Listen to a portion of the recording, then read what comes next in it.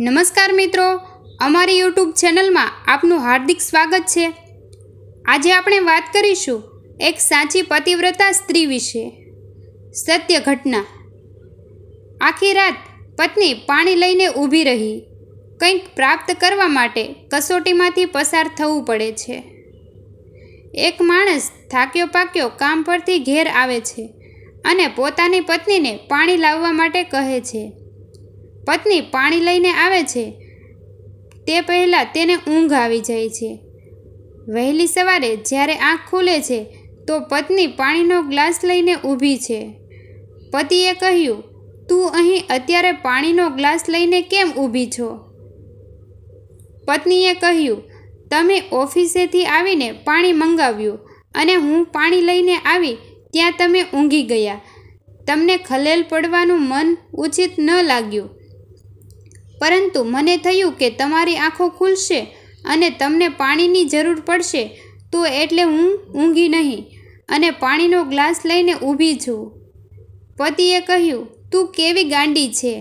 આમ આખી રાત ઊભા રહેવાની શું જરૂર હતી? પત્નીએ કહ્યું, મને ઊંઘ આવી જાય તો તમને પાણી કોણ આપે? આ વાત આખા ગામમાં પ્રસરી ગઈ। રાજાના કાન સુધી આ વાત પહોંચી। રાજા ખુદ પતિવ્રતા નારીના દર્શન માટે આવ્યા તો ગામલોકો પણ એકઠા થઈ ગયા। કોઈએ ફૂલ ચઢાવ્યા, કોઈએ ભેટ આપી તો કોઈએ પ્રશંસાના પુષ્પો વેર્યા। રાજાએ સોનાના હારની ભેટ આપીને કહ્યું, આવો અદ્ભુત પ્રેમ મેં કદી જોયો નથી। આ બધું જોઈને પાડોશમાં રહેતી સ્ત્રીને આગ લાગી ગઈ। તે ઈર્ષ્યાથી જલી ઉઠી। તેણે કહ્યું, આમાં કઈ મોટી વાત છે? તેણે કયો મોટો મીર માર્યો છે? તેણે પોતાના પતિને કહ્યું, એક રાત તો શું, હું 10 રાત આમ ઊભી રહી શકું છું। તેણે પોતાના પતિને કહ્યું, આજે થાક્યા પાક્યા તમે મોડા આવજો। આવીને પથારીમાં આડા પડી જજો અને મારી પાસે પાણી મંગાવજો।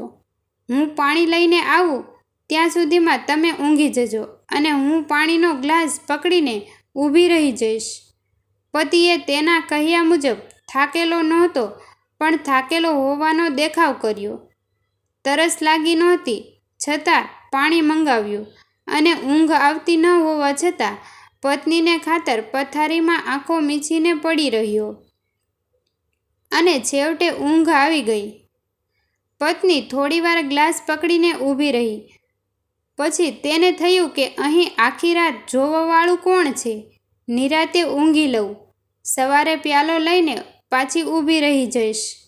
સવારે પતિની આંખો ખુલી પણ પત્ની તો પથારીમાં નિરાતે ઊંઘતી હતી। પતિએ પાછી આંખો બંધ કરી દીધી।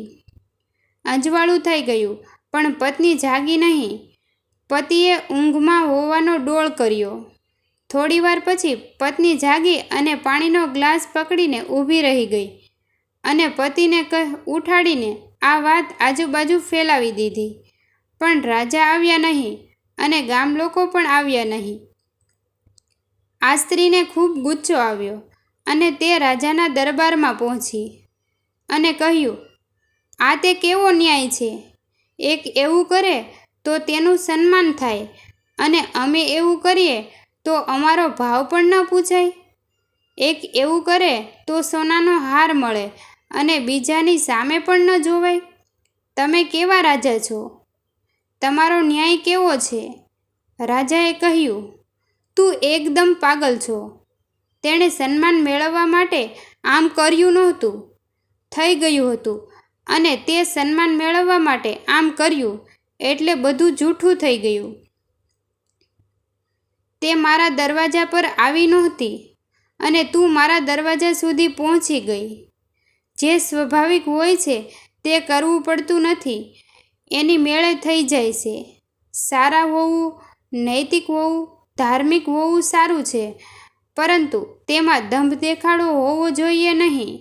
માણસ જે બહારથી થોભે છે તે લાંબો સમય ટકતું નથી। આપણું પોતાનું સત્ય આપણને તારે છે, બીજાનું નહીં। કંઈક પ્રાપ્ત કરવા માટે કસોટીમાંથી પસાર થવું પડે છે। આવા નવા વિડીયો જોવા માટે અમારી ચેનલને લાઈક, શેર અને સબસ્ક્રાઈબ કરવાનું ભૂલશો નહીં. મિત્રો, જો તમને અમારો વિડીયો પસંદ આવ્યો હોય તો વિડીયોને તમારા મિત્રો સુધી શેર જરૂર કરજો. થેન્ક યુ મિત્રો.